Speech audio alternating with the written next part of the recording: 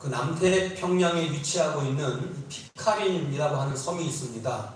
이 피카린이라고 하는 섬은 지도에서 찾아보면 망망대해의 하나의 점과도 같은 아주 작은 외딴 섬입니다. 지금부터 약 230년 전인 1790년에 바운티호라고 하는 배에서 폭동 사건이 일어났습니다. 폭동을 일으킨 9명의 선원, 또 원주민 남자 6명과 원주민 여자 6명이 이 피카린 섬에 이제 상륙을 하게 되었습니다. 이들 중에 한 선원이 그 섬 생활에 무료함을 달래기 위해서 술을 만들어서 이제 먹기 시작을 했습니다. 그러자 점차 섬 안에 있는 사람들도 이제 같이 술을 마시기 시작을 하면서 이 섬이 얼마 지나지 않아서 방탕함과 악으로 가득 차게 되었습니다. 결국 10년이 지난 후에 그 섬에 살아남은 성인 남성은 그 백인 선원 1명뿐이었고, 또 원주민 여자들, 또 혼혈아로 태어난 그러한 어린 아이들 뿐이었습니다. 그런데 하루는 이 선원이 그 바운티호에 실려있던 그 괴짝에서 성경책을 발견을 했습니다. 그리고 이 선원이 그 성경책을 읽기 시작을 했습니다. 그 후에 그가 하나님의 말씀으로 변화를 받게 되어지고, 그는 섬에 있는 모든 사람들에게 이 성경을 가르치기 시작을 했습니다. 그리고 그 섬은 얼마 가지 않아서 하나님의 말씀으로 변화를 받고 모두가 새로운 삶을 살게 되었다는 겁니다. 그리고 그 피카린이라고 하는 섬이 1808년에 그 부근을 항해하던 미국 선박 토파스호에 의해서 발견이 되어졌는데, 그들이 전하기를 이렇게 전하는 겁니다. 그 섬에는 감옥이 없고 술이 없고 또 범죄가 없고 게으름이 없는 번영하는 공동사회였다. 이렇게 전했습니다. 여러분, 세상에서 가장 위대한 발견이 여러분 무엇이라고 생각을 하십니까? 인류 역사상 인류 사회에 획기적인 공헌을 한 그 위대한 발견들이 굉장히 많이 있습니다.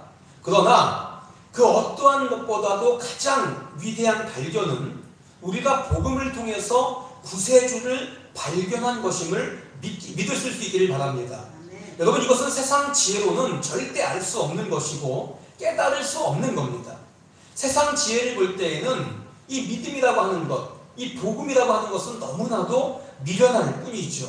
그러나 이 사실을 깨닫는 사람에게 십자가의 복음은 삶을 변화시키는 지혜이며 또 구원을 주시는 하나님의 능력이 되는 겁니다. 오늘 본문 로마서는 사도 바울이 이제 3차 전도 여행 끝자락에 이렇게 쓴 편지입니다. 이 로마 교회는 바울이 개척한 교회는 아니에요. 오순절 성령 강림을 계기로 인해서 초대교회가 폭발적으로 막 부흥을 할 무렵에 디아스포라 유대인들이 예루살렘에 왔다가 복음을 듣고 또 믿게 되어지고 로마에 돌아가서 교회를 세운 것이 로마 교회입니다. 그런데 벌써 이때에 수많은 이단들이 출현을 하게 되어졌고 이제 복음에 대한 정리가 부족했습니다. 그러니까 이러한 상황 속에서 사도 바울은 당시 세계의 수도라고 할 수 있는 그 로마 교회를 복음으로 바로 세우는 것이 절실하고 시급하게 요구가 되었습니다. 그래서 바울이 그 로마에 있는 로마 교회의 로마 성도들을 향해서 쓴 그 로마서의 주제는 믿음으로 구원을 받는다 하는 이러한 이신칭의가 주제입니다. 그리고 구원받은 성도들이 삶 속에서 어떠한 삶을 살아가야 하는지 그러한 부분들을 로마서를 통해서 강조를 하고 있습니다. 그런데 오늘 본문은 복음의 능력이 어떠한 것인지에 대해서 이제 이야기를 하고 있죠. 자, 사도 바울이 먼저 어떠한 이야기를 합니까? 16절 보면 내가 복음을 부끄러워하지 아니하노니 라고 시작을 하고 있습니다. 여러분, 이 말씀이 어떠한 말이에요? 뒤집어 보면 당시 복음이 세상에서 뭘 당했다는 이야기입니까? 부끄러움을 당했고 당시 세상에서 복음이 무시를 당했다는 이야기죠. 여러분, 무엇 때문에 당시 복음이 세상에서 부끄러움을 당했고 무시를 당했습니까? 당시에 로마는 세계에서 가장 강력한 나라였습니다. 그리고 그 강력한 힘의 중심에는 살아있는 신으로 추앙받는 황제가 있습니다. 동시에 로마가 점령한 그 소국들로부터 수많은 전리품들을 통해서 로마는 그 경제, 이러한 것들은 항상 최고의 부와 쾌락을 시민들에게 제공을 했습니다. 더욱이 온 세계가 로마를 중심으로 인해서 군사력과 도로가 쭉쭉 뻗어나가고 있는 그러한 상황이었어요. 로마 제국은 부족한 것이 없었습니다. 힘이 있고 능력이 있었습니다. 그래서 사도 바울 당시에, 사도 바울이 살던 시대에 사람들에게 큰 자랑거리는 뭐였냐 하면 자신이 로마 시민이라고 하는 것이 그 당시에 큰 자랑거리였어요. 로마 시민권을 가진 것이 아주 큰 그러한 자랑거리였습니다. 그러니까 로마 제국에서 로마 시민권을 가진 사람들은 완전히 다른 그러한 대접을 받았다는 거예요. 그리고 당시 로마 사람들, 그 로마인들이 생각했던 그 신과는 뭐냐 하면 신은 힘이 있기 때문에 절대 죽지 않아야 합니다. 그리고 항상 전쟁에서 승리를 해야만 합니다. 그리고 이들이 생각하는 구원은 물질적인 것이고 육체적인 것이었지 보이지 않는 영적인 것은 허구에 불과하다고 생각을 했습니다. 그러니까 로마 제국이 말하는 복음은 군사력이었고 경제력이었고 힘이었어요. 이러한 것들이 그들이 생각하는 복음이었어요. 그런데 로마 제국의 속국에 불과했던 그 아주 작은 팔레스타인, 그 구석 이스라엘에서 최근에 발생한 신흥 종교인 기독교라고 하는 것이 로마 사회에 들어온 거예요. 그런데 여러분, 기독교는 힘을 앞세우지 않습니다. 권력을 앞세우지 않습니다. 복음을 뭐라고 얘기해요? 복음을 힘이다, 복음을 군사력이다, 이렇게 얘기하지 않고 죄 용서함 받는 것을 복음이라고 이야기를 하고 영원한 천국과 영원한 지옥을 이야기하는 겁니다. 더욱이 로마에 의해서 처형받은 그 죄인인 예수 그리스도를 믿어야 된다, 그래야지만이 구원받는다, 이렇게 이야기를 하는 거예요. 또 복음을 전하는 사람들도 보잘것이 없습니다. 학식이 있고 사회에서 존경받는 그러한 사람들이 아니고 직업도 없이 그냥 온 세상을 떠돌아다니고 얻어먹으면서 전하는 사람들이 대부분이에요. 복음을 믿는 사람들도 마찬가지입니다. 유명한 사람은 없습니다. 그냥 노예들, 또 천민들, 여자들, 이러한 사람들이 대부분이었어요. 그러니까 여러분, 이러한 상황들을 볼 때, 로마 시민들이 볼 때 기독교라는 것이 얼마나 한심해 보이고 얼마나 미련해 보입니까? 얼마나 그것을 통해서 예수를 믿어야, 자기들이 무시하고 자기들이 죽였던 그 예수를 믿어야 구원받는다고 하는 것이 얼마나 부끄러운 그러한 상황이었겠습니까? 그러기에 당시 세상 사람들이 볼 때에 복음은 천한 것이었고 부끄러운 것이 될 수밖에 없었다는 거예요.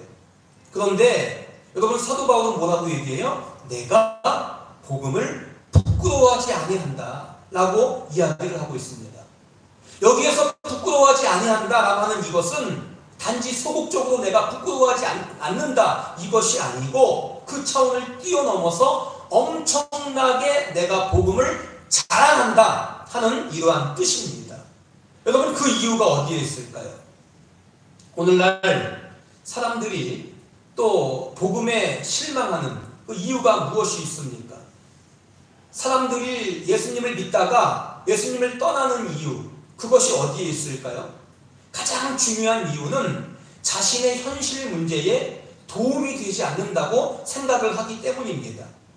예수님 당시에 그 많은 유대인들이 예수님을 따르다가도 예수님을 버리고 예수님을 떠난 이유도 바로 여기에 있는 겁니다. 여러분, 유대인들은 예수님의 엄청난 능력을 눈으로 직접 보지 않았습니까? 오병이어의 기적을 보았고, 또 병든 자들, 중풍병자들, 그들이 예수님의 능력으로 쉽게 치료한 것을 보았습니다. 심지어 죽은 자도 살리신 그 예수님의 능력을 그들은 보았어요. 그 능력 때문에 예수님을 따라다닌 거예요. 야, 이제 이 예수님, 이 정도 능력을 가진 예수님이라면 우리를 로마의 압제로부터 해방시켜 줄 수 있는 정치적인 메시아다, 군사적인 메시아다, 힘을 가진 메시아다, 그러한 생각을 가지고 예수님을 따라다녔습니다. 만일 예수님이 그러한 기적적인 능력을 계속적으로 행하셨다면 유대인들은 결코 예수님을 떠나지 않았을 거예요. 예수님을 버리지 않았을 겁니다. 그런데 예수님은요, 그러한 엄청난 능력을 가지고 있으시면서도 유대인들의 육적인 것만을 채워주시지 않으셨습니다. 오히려 인간의 죄 문제만 말씀하시고 그 죄를 해결해야 된다라고 그렇게 이야기를 하시면서 나약해 보이는 십자가의 길로 예수님은 걸어가셨어요. 그러니 유대인들이 볼 때에 자신들의 현실적인 문제에 도움이 되지 않는 겁니다. 그런 도움이 되지 않는 예수를 그냥 떠나버리는 거죠. 오늘날 많은 사람들이 그렇습니다. 예수님을 믿다가도, 예수님을 따르다가도 왜 떠납니까? 현실적인 문제에 도움이 되지 않는다고 생각을 하면 그냥 예수님을 떠나는 거예요. 복음이라고 하는 것을 단지 자신의 현실 문제, 자신의 그러한 현실적인 그러한 어려움의 문제나 해결해주는 값싼 복음으로 생각을 하기 때문입니다. 여러분, 그렇게 생각을 하면은요, 세상의 성공, 세상의 실패, 이 여부에 따라서 얼마든지 복음을 부끄러워할 수 있습니다. 얼마든지 그러한 상황에 따라서, 환경에 따라서 믿음을 버릴 수 있는 겁니다. 이러한 사람들은 복음 안에 엄청난 내용이 있는 근본적인 것을 보지 못했기 때문이에요. 그런데 오늘 사도 바울은 복음 안에 있는 엄청난 그러한 근본적인 것을 발견을 하고 자신은 복음을 부끄러워하지 않는다라고 말하고 있습니다. 오히려 자랑스럽게 여긴다라고 말하고 있습니다. 여러분, 사도 바울이 복음을 자랑스럽게 생각하는 그 이유가 무엇입니까? 사도 바울이 복음 안에서 발견한 엄청난 그 내용이 무엇입니까? 16절 같이 한번 읽겠습니다. 내가 복음을 부끄러워하지 아니하노니 이 복음은 모든 믿는 자에게 구원을 주시는 하나님의 능력이 되리라. 여러분, 사도 바울이 발견한 복음은요, 단지 병든 자들이나 고쳐주고 물질적으로 어려움에 있는 그러한 어려운 자들에게 물질적인 부분이나 해결해주고 하는 그러한 세상적인 문제나 해결해주는 그러한 값싼, 그러한 저차원적인 그러한 복음이 아니었어요. 사도 바울이 발견한 복음은 뭡니까? 모든 믿는 자에게 구원을 주시는 하나님의 능력이었습니다. 여러분, 여기에 구원이라고 하는 단어가 나오는데, 여러분, 일반적으로 우리가 어떨 때 구원했다, 구원받았다 하는 이러한 말을 사용을 합니까? 일반적으로 구원은 큰 어려움에 빠져 있을 때, 그 어려움에서 건져냄을 받았을 때 내가 구원받았다, 이렇게 이야기를 하는 것이 일반적이죠. 예를 들어서 바다 한가운데에 그 배에 이제 구멍이 났습니다. 구멍이 나서 물이 막 들어오고 배가 침몰해 가기 직전이에요. 도무지 여기에서 살아나갈 가망이 도무지 없는 상황인데 구조대가 와서 이 사람을 건져내서 살렸습니다. 구조대가 이 사람을 뭐 한 거예요? 구원한 겁니다. 여러분, 그렇다면 여기서 말하는 복음, 여기서 말하는 사도 바울이 말하는 구원, 복음이 구원을 준다 할 때 이 구원도 앞서 말씀드린 그한 류의 구원일까요? 하나님이 우리를 구원하신다는 것은요, 배가 침몰해서 죽기 직전에 살리신 그 정도 차원의 구원이 아닙니다. 배가 고파서 죽기 직전에 먹을 것을 주어서 그 사람이 살았을 때의 그 정도 차원의 구원이 아닙니다. 이것보다 훨씬 더 근본적이고 훨씬 더 본질적인 것이에요. 여러분, 침몰하는 배에서 살림을 받은 것도 물론 구원이기는 하지만 그것은 근본적인 구원이 아닙니다. 당장은 거기에서 구원을 받아서 살아났다 할지라도 결국 그 사람은 어떻게 돼요? 다시 죽게 되어 있습니다. 맞죠? 또 죽을 병에 걸렸는데 내가 좋은 의사를 만나가지고 고침받아서 당장 내가 구원받았다 할지라도 결국 그 사람은 다시 죽게 되어져 있습니다. 즉, 일반적인 구원은 근본적인 구원이 아니라는 거예요. 어떠한 구원입니까? 그냥 단지 지상에서의 생명을 연장시켜주는 것에 불과한 겁니다. 물론 생명 연장도 굉장히 귀하고 중요해요. 그러나 하나님이 말씀하시는 구원은 단지 지상에서의 생명 연장 차원이 아닌 훨씬 귀하고 훨씬 중요한 그러한 차원인 겁니다. 바로 영원한 생명이에요. 여러분, 사람들은 단지 이 세상에서의 살고 죽는 것만 있는 줄 알아요. 죽고 난 이후에 그 세계에 대해서는 알지 못합니다. 관심이 없습니다. 단지 세상에만 관심이 있어요. 왜요? 죽고 난 이후의 세계를 알지 못하기 때문이에요. 그러니까 복음을 자꾸만 이 세상적인 것들하고만 연결시키는 겁니다. 예수 믿으면 성공해? 예수 믿으면 병 고칠 수 있어? 예수 믿으면 내 문제 해결할 수 있어? 자꾸만 복음을 이러한 것들하고만 연결을 시키는 거예요. 여러분, 그러나 우리가 반드시 기억해야 될 것은 이 세상에서의 살고 죽는 것만이 있는 것이 아니고 죽고 난 이후에도 반드시 살고 죽는 것이 있는 것을 여러분 믿으실 수 있기를 바랍니다. 만일 죽음 이후에 영원한 생명이 없다면 여러분 무엇이 행복일까요? 단지 이 세상 속에서 내가 어려움 당하지 않고 오래 살면서 건강하게 살면서 세상적인 것들을 많이 누리면서 사는 것이 최고의 행복일 거예요. 영원한 생명이 없다면. 여러분, 그렇다면 하나님은 하나님을 믿는 자들에게 그렇게 해주셨을 겁니다. 그러나 이 세상에서 아무리 사고당하지 않고 아무리 건강하고 아무리 세상적인 것들을 많이 누리고 오래 산다 할지라도 결국은 그 사람은 뭐예요? 결국은 죽게 되어 있어요. 단지 생명 연장에 불과한 겁니다. 문제는 뭡니까? 죽음 이후에 영원한 생명, 또 죽음 이후에 죽고 사는 그 세계가 또 있다는 이야기입니다. 여러분, 이 세상에서 살고 죽는 것은 병이라든가 아니면 사고라든가 또 전쟁이라든가 이러한 어떠한 천재지변, 이러한 것들에 의해서 결정이 되어지지만 죽음 이후에 영원히 살고 죽는 것은 오직 죄의 문제를 해결받았느냐 해결받지 못했느냐 이거 하나로 결정이 되어집니다. 여러분, 죄의 문제가 해결된 사람만이 영원한 천국의 생명을 얻게 되어지는 겁니다. 그러나 죄의 문제가 해결되지 못한 사람에게는 영원한 지옥의 고통이 있게 되어지는 겁니다. 여러분, 바울이 복음 안에서 발견한 엄청난 것이 바로 이거였어요. 바울은 복음이라는 것이 겉으로 볼 때에는 초라해 보이고 부끄러워할 만한 그러한 것처럼 보이고 무시당할 것처럼 보이지만 그러나 그 안에 무엇이 있는 겁니까? 겉으로 보이는 그러한 초라함과는 비교할 수 없는 엄청난 보화가 그 안에 담겨 있는 것을 바울은 발견한 겁니다.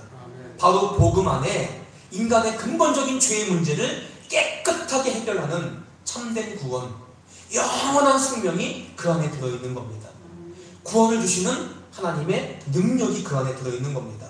저는 여러분들이 이 예수님을 믿는 것, 이 복음이라고 하는 것을 통해서 내 삶의 수준을 한 차원 높이는 그러한 어떠한 수준으로 그러한 어떠한 것들을 높이기 위한 수단으로 삼는 것이 아니라 이 복음 안에서 정말 참된 구원, 영원한 생명, 정말 진정한 보화를 발견할 수 있기를 바랍니다. 우리가 예수를 믿는 것은 단지 세상에서 잘 먹고 잘 살고 세상적인 복이나 누리려고 하는 그러한 저차원적인 것이 결코 아닙니다.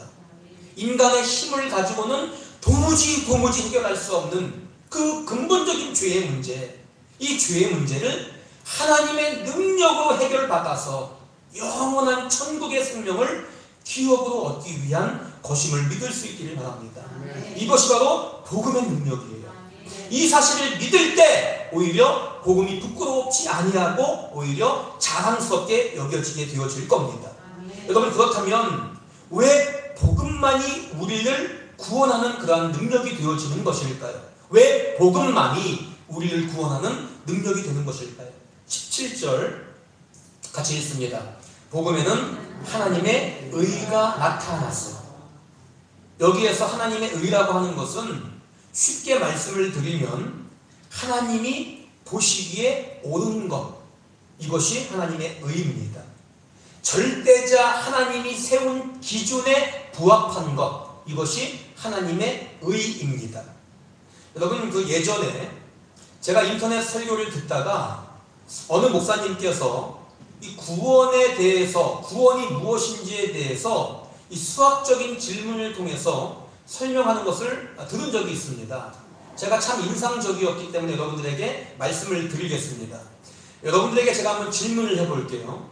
여러분, 2 곱하기 5는 10이죠. 모르는 분들 없죠. 2 곱하기 5는 10입니다. 그런데 어떤 사람이 10과 아주 근접하게 10.1이라고 대답을 했습니다. 맞습니까? 틀립니까? 거의 비슷하니까 맞는 거예요? 틀린 거죠. 또 어떤 분은 9.9라고 대답을 했습니다. 역시 틀려요. 사람들은 저마다 옳고 그름, 옳다고 생각하는 그러한 기준이 있습니다. 그런데 사람들이 옳다고 생각하는 그러한 기준은 절대적인 기준이 아니에요. 상대적인 기준, 상대적인 개념이라고 하는 겁니다. 지금 무슨 얘기냐? 나는 9라고 하고 어떤 사람은 5라고 이야기했습니다. 그러면 어떤 생각을 합니까? 나는 1이 틀렸고 이 사람은 5가 틀렸으니까 내가 이 사람보다 더 낫다, 더 옳다, 이렇게 이야기하는 것이 사람이라는 거예요. 여러분, 사람들이 그렇습니다. 상대적인 개념을 가지고 내가 이 사람보다 더 낫다, 더 옳다고 하는 것이 무슨 개념이에요? 상대적인 개념이라고 하는 겁니다. 여러분, 그런데 그렇다고 해서 수학 선생님이 9라고 쓴 사람을 99점이라고 주지 않죠. 9라고 쓴 사람을 뭐라고 얘기해요? 빵점이에요. 그죠? 또 10에 아주 근접해가지고 9.9999라고 썼다고 해도 그 사람이 뭐예요? 그냥 빵점일 뿐입니다. 정답은 오직 10, 이거 하나인 거예요. 그런데 하나님의 의라고 하는 것은 누가 누구보다 낫다 하는 이러한 개념이 아니고 무조건 10이 되어야 정답입니다. 그 외에는 다 틀린 거예요. 하나님이 우리에게 구원을 주신다는 것은 하나님은 100% 옳으신데 사람은 그렇지 못합니다. 사람은 100% 옳지가 못해요. 누가 누구보다 낫다라고 하는 그런 개념은 있을 수 있겠지만 100% 옳지가 못합니다. 틀린 데가 있다는 거예요. 그런데 그것을 우리 힘으로는 고칠 수가 없기 때문에 하나님께서 하나님의 의를 우리에게 입혀주시는 것, 이것이 구원이라고 하는 겁니다. 여러분, 창조주 하나님이 죄를 통해서 지옥에 빠질 수밖에 없는 그런 인간을 구원하시기 위해서 세우신 기준이 하나 있습니다. 그것이 뭐 세상적인 것들도 아니고 어떠한 세상의 선도 아니고 하나님의 의, 하나님의 의를 입는 것이에요. 오직 그거 하나만이 구원받을 수 있는 유일한 길입니다. 그런데 죄된 인간은 그 누구도 자신의 행위를 통해서 하나님의 의를 입을 수 있습니까? 없습니까? 하나님의 의를 입을 수 없습니다. 그래서 인간은 그 어떠한 누구라 할지라도 스스로는 죄를 해결하고 하나님의 의를 입고 구원에 이를 수 없습니다. 그 죄를 해결하기 위해서 예수 그리스도가 이 땅에 오셨습니다. 그리고 우리의 죄를 대신 지시고 십자가에 죽으셨어요. 그리고 부활하셔서 마침내 우리를 향한 구원의 다리를 놓으셨습니다. 그리고 누구든지 예수님을 믿는 모든 사람에게 죄를 용서하시고 하나님의 의를 입혀주시는 거예요. 그래서 하나님의 의를 가지고 우리의 선이 아니고 우리의 물질이 아니라 하나님의 의를 우리가 입고 그것을 가지고 구원의 다리를 건널 수 있는 겁니다. 로마서 10장 13절 같이 한번 읽겠습니다. 누구든지 주의 이름을 부르는 자는 구원을 받으리라. 여기서 누구든지 라고 하는 단어가 참 은혜가 되어집니다. 돈이 많은 자에게, 선을 이만큼 행하는 자에게, 권력을 행하는 자에게 하나님의 의를 입혀주시는 것이 아니에요. 여러분, 그렇다면 저에게는 희망이 없습니다. 아무리 악한 자였다 할지라도 회개하고 예수님을 믿는 모든 사람에게 하나님은 하나님의 의를 입혀주신다는 하나님의 약속입니다. 여러분, 우리가 하나님의 의를 입었다고 해도요, 여전히 우리에게는 악한 습관들이 남아있고 여전히 우리가 죄에 빠질 수 있습니다. 그러나 하나님은 우리가 의롭기 때문에, 우리가 의인이기 때문에 우리를 의롭다고 하시는 것이 아니에요. 우리는 여전히 죄인이지만 예수님을 믿어서 하나님의 의의 옷을 우리가 입었기 때문에 우리를 보시는 것이 아니라 그 예수님을 보시고 우리를 의롭다고 인정해 주시는 겁니다. 우리는 그 사실을 믿고 그냥 살아가기만 하면 되는 거예요. 즉 하나님은 우리가 비록 삶 속에 실수가 있고 비록 흠이 있고 비록 우리가 잠시 죄에 빠졌다 할지라도 우리가 예수님만 붙들면 그 예수님만 바라보고 살아가면 절대 죄로 인해서 심판받지 않습니다. 여러분 이것이 바로 복음의 능력이에요. 창조주 하나님께서 죄로 인해 죽을 수밖에 없는 우리 인간을 구원하시기 위해서 세우신 기준이 바로 복음입니다. 예수 그리스도를 믿는 거예요. 오직 이거 하나밖에 없습니다. 이것이 정답인데 여러분 아무리 정답에 가깝다고 해도요 다 틀린 거예요. 그런데 오늘날 수많은 종교들이 구원을 이야기해요. 뭐 극락을 이야기하고 구원을 이야기합니다. 극락 왕선을 이야기합니다. 그러나 그러한 모든 것들은 하나님의 기준과는 전혀 다른 겁니다. 극한의 수행을 통해서 선을 통해서 구원에 이르려고 노력을 하지만 그러한 모든 것들은 하나님의 기준에 전혀 부합하지 않는 거예요. 어느 종교는 구를 이야기합니다. 또 어떤 종교는 9.9를 이야기하면서 자기들이 정답이라고 이야기를 하지만 하나님 보시기에는 틀린 거예요. 그것은 완전히 잘못된 겁니다. 오직 하나님의 능력인 복음에만, 하나님의 말씀에만 하나님의 의가 나타나서 온 인류를 구원하고 진정 행복한 삶을 살 수 있는 줄 믿습니다. J.D. 그리어가 쓴 오직 복음이라고 하는 책에 보면 이러한 비유가 나옵니다. 그 대학 시험에 교수가 아주 난해한 시험 문제를 냈습니다. 그런데 시험을 치는 학생은 그 문제가 무엇인지조차 알지 못하고 전혀 답을 쓰지 못하고 있는 겁니다. 그렇게 시험 시간이 흘러가고 이 학생은 낙제가 분명한 답안지를 이렇게 내놓았습니다. 그 순간 아무렇게나 그냥 의미 없이 이렇게 그냥 말을 늘어놓은 그 답안지가 교수의 그 서류함에 들어가려고 하는 순간 한 번도 만난 적이 없는 학우가 나타나서 답안지를 잡아채고 그 학생의 이름을 지우고 거기에 자기의 이름을 적어 놓은 겁니다. 그리고 자기 답안지에 이 학생의 이름을 적어 넣었습니다. 얼마 후 성적이 나왔는데 누가 합격했을까요? 이 학생이 합격을 했고 이 사람은 낙제를 했습니다. 물론 이러한 일들이 일어날 가능성은 거의 없겠죠. 그러나 이것은 예수님이 세상 속에 오셔서 33년 동안 살면서 우리를 위해서 저와 여러분들을 위해서 하신 복음에 대해서 아주 잘 설명해주는 아주 좋은 그런 비유입니다. 여러분 예수님은 우리가 당해야 할 그 죽음을 예수님이 대신 당하셨습니다.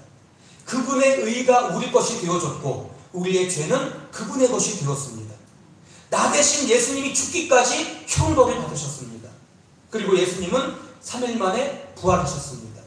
여러분 부활은 뭐예요? 예수님이 하나님의 아들이심을, 예수님이 진정 메시아이심을 만천하에 선포하신 그러한 사건입니다. 여러분 그 결과 우리는 복음을 믿기만 하면 의로운 하나님의 자녀가 되어지는 놀라운 구원을 받습니다. 아멘. 문제는 우리가 어떻게 이 복음의 능력을 믿을 수 있겠느냐 하는 것이 문제지요. 에베소서 2장 8절 9절 같이 한번 읽겠습니다. 너희는 그 은혜에 인하여 믿음으로 말미암아 구원을 받았으니 이것은 너희에게서 난 것이 아니요 하나님의 선물이라. 행위에서 난 것이 아니니 이는 누구든지 자랑하지 못하게 하려 함이라. 여러분 우리가 이 복음의 능력을 믿을 수 있는 것은 우리의 힘이 아닙니다.